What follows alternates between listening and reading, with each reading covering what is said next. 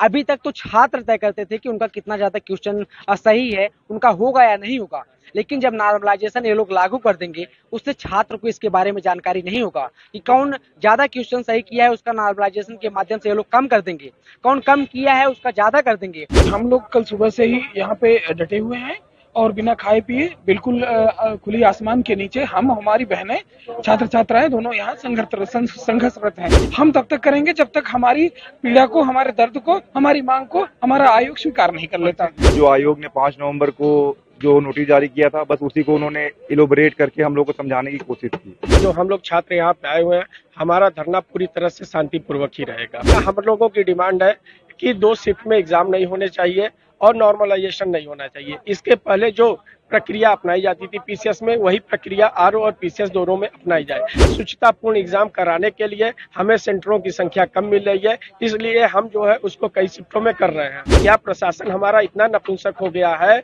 कि वो प्राइवेट विद्यालयों में सेंटर देने के बावजूद क्या वहाँ चुस्त दुरुस्त व्यवस्था नहीं कर सकता? समाधान सिर्फ इसका है, ये है सर कि जो हमारी मांगे हैं उस मांगों को ये मान लें। मांग हमारी ये है कि 1 दिन में एग्जाम हो, कोई नॉर्मलाइजेशन नहीं हो। यूपी में एक बार फिर परीक्षा को लेकर संग्राम छिड़ गया है। उत्तर प्रदेश लोक सेवा आयोग द्वारा पीसीएस प्री और आरओ एआरओ की परीक्षा को लेकर हजारों छात्र सोमवार को प्रयागराज की सड़कों पर उतर आए।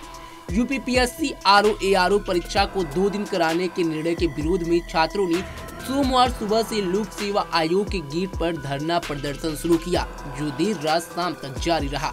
दिन ढलने के साथ ही हजारों की संख्या में छात्रों ने मोबाइल टॉर्च जलाकर अपनी एकता का प्रदर्शन किया।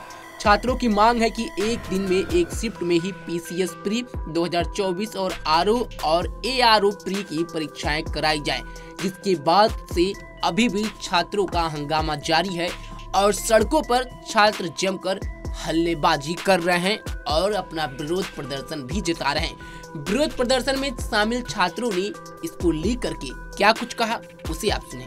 सर, जैसे हम लोग एक प्रतियोगी परीक्षा की तैयारी करने वाले छात्र हैं, तो हम लोगों के साथ उत्तर प्रदेश लोक सेवा आयोग नॉर्मलाइजेशन के माध्यम जो नॉर्मलाइजेशन कर रहे हैं, उससे हम लोगों के साथ बहुत ज्यादा समस्याएं होंगी। कौन से छात्र प्री क्वालिफाई करेंगे, कौन से छात्र प्री क्वालिफाई नहीं करेंगे। अभी तक तो छात्र तय करते थे कि उनका कितना ज्यादा क्वेश्चन सही है, उनका होगा या नहीं होगा।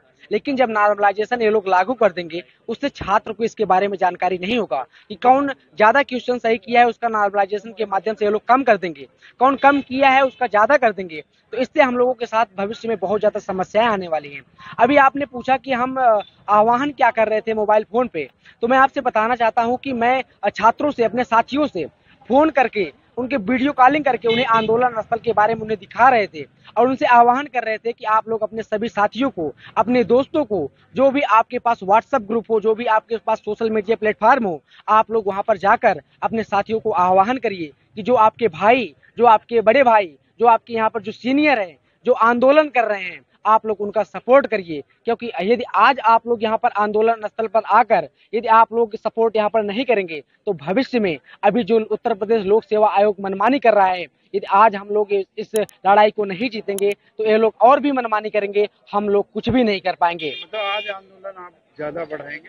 आज हम लोग कल से ज्यादा बड़ा आंदोलन करने के विचार में हैं। अपने सभी साथियों को कॉल करके उन्हें बुला रहे हैं। शांतिपूर्ण, देखिए हम लोग क्या है कि एक संवैधानिक पदों की तैयारी करने वाले छात्र हैं, तो हम लोग गांधीवादी विचारधारा को मानने वाले लोग हैं, तो जाहिर सी बात है कि हम लोग शांतिपूर्ण ढंग से यहाँ पर आंदोलन करेंगे।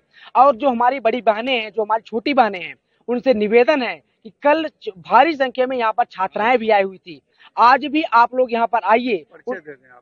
मेरा नाम उपेंद्र यादव है, मैं इलाहाबाद आंदोलन कर रहे हैं। क्या रात भर आंदोलन जारी रहा, क्या हुआ? जी, हम लोग कल सुबह से ही यहाँ पे डटे हुए हैं और बिना खाए पिए बिल्कुल खुली आसमान के नीचे हम हमारी बहनें छात्र छात्राएं दोनों यहाँ संघर्षरत हैं। हम तब तक करेंगे जब तक हमारी पीड़ा को, हमारे दर्द को, हमारी मांग को हमारा आयोग स्वीकार नहीं कर लेता। जी, हम राम सिंह हैं, प्रतियोगी छात्र हैं। कल रात में डीएम और पुलिस कमिश्नर आए थे, क्या हुआ? कोई समझौता हुआ? सर, कोई समझौता नहीं हुआ। उन्होंने बस जो आयोग ने 5 नवंबर को जो नोटिस जारी किया था, बस उसी को उन्होंने इलोबरेट करके हम लोग को समझाने की कोशिश की। मतलब वो एक तरह से आयोग की बात ही हम लोग के सामने रख रहे थे और हम लोग की कोई बात सुनने को वो तैयार नहीं थे। इसलिए हम लोगों ने उनको, जी सर, कोई सहमति बनी? कोई सहमति नहीं बनी, बिल्कुल सहमति। अगर सहमति बनी होती तो आज हमारे छात्र जितने यहाँ छात्र दोस्त हैं, ये यहाँ बैठे नहीं होते रात भर से सर, और अभी भी बैठने के लिए रात भर तक के लिए तैयार हैं। सर मेरा नाम विक्रम सिंह है।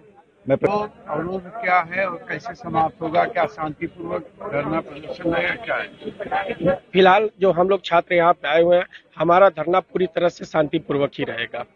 जो अवरोध आ रहा है, अवरोध आयोग के द्वारा दिया गया है।